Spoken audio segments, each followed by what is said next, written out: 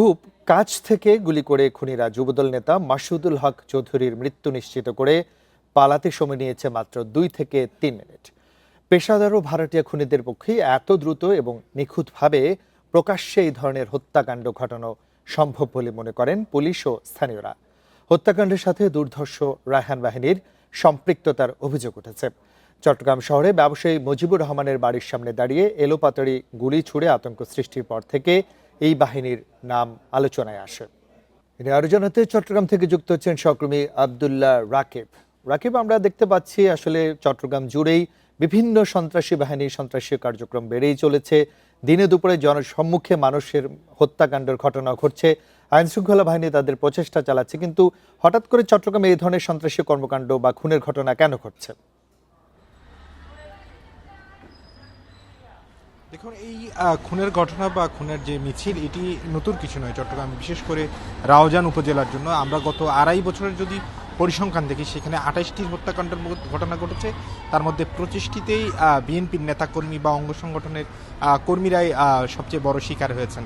এবং এই যে রায়হানের কথা আসছে, যে রায়হান গ্রুপ, তার গ্রুপের সদস্যরা মূলত তাদের কিলিং মিশনগুলো শেষ করে পরবর্তীতে তাদের নিরাপদ আশ্রয়ের জন্য ফটিকছড়ি এবং রাউজানের যে দুর্গম পাহাড়ি এলাকাগুলো রয়েছে, ভৌগোলিকগত কারণে সেই এলাকাগুলোতে আসলে সাধারণ মানুষ বা পুলিশ প্রশাসনের তাৎক্ষণিক অভিযান পরিচালনা করা সম্ভব হয় না, তারা সেখানে আশ্রয় নেয়। এবং এই রায়হান গ্রুপকে পুরো দমে আসলে বলা চলে আশ্রয় প্রশ্রয় বা যে কোনো ধরনের নির্দেশনা সেটি দিয়ে থাকছে দুবাই থেকে বড় সাজ্জাদ। এবং এই বড় সাজ্জাদই চট্টগ্রামের যতগুলো সন্ত্রাসী ঘটনা, ব্যবসায়ীর বাড়িতে গুলি, চাঁদাবাজি, রাজনৈতিক হত্যাকাণ্ড, সবগুলোর নেপথ্যেই বড় সাজ্জাদের নাম আসছে। এবং এই বড় সাজ্জাদের হয়ে মাঠ পর্যায়ে সেটি বাস্তবায়ন করে রায়হান এবং তার গ্রুপের সদস্যরা। এবং এটি নিয়ে পুলিশেরও মাথা ব্যথার কারণ, আমরা এর আগে পুলিশ প্রশাসনের, বিশেষ করে চট্টগ্রাম জেলা পুলিশ, চট্টগ্রাম ডিআইজি রেঞ্জ, তারাও একাধিকবার এই সন্ত্রাসীদের নামের কথা বলেছে এবং তাদেরকে ধরার ব্যাপারে তারা যৌথ অভিযানের কথা বলেছেন। কিন্তু নানা কারণে সেই যৌথ অভিযান, অর্থাৎ রাউজানের পাহাড় বা ফটিকছড়ির যে দুর্গম পাহাড়ি এলাকায় গিয়ে অভিযান করা এখনও পুলিশের পক্ষে সম্ভব হয়নি। এবং গত শনিবারের এই ঘটনার পর নতুন করে আবার আলোচনা এসেছে রায়হান, বড় সাজ্জাদ সহ তাদের এই গ্রুপটির বিষয়। এবং রায়হানকে স্থানীয় যে রাজনীতিবিদরা, বিশেষ করে রাউজান অঞ্চলের রাজনীতিবিদরা, তাকে আশ্রয় প্রশ্রয় দেওয়ার একটি অভিযোগ বারে বারে আসে। তবে সেই রাজনৈতিক নেতারা কিন্তু তারা বারে স্পষ্ট করেন যে সন্ত্রাসীদের কোনো দল নেই, কোনো মত নেই, কোনো পথ নেই।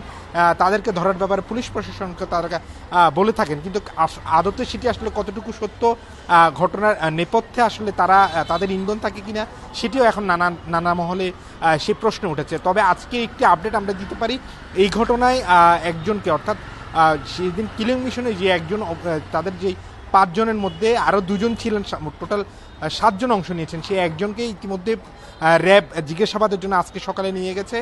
এবং আরেকটি আপডেট আমরা দিতে পারি, সেটি হচ্ছে এই ঘটনায় আজকে সন্ধ্যার পরে পরিবারের সদস্যরা থানায় গিয়ে মামলা করবেন বলে জানিয়েছেন রাউজান থানার ওসি।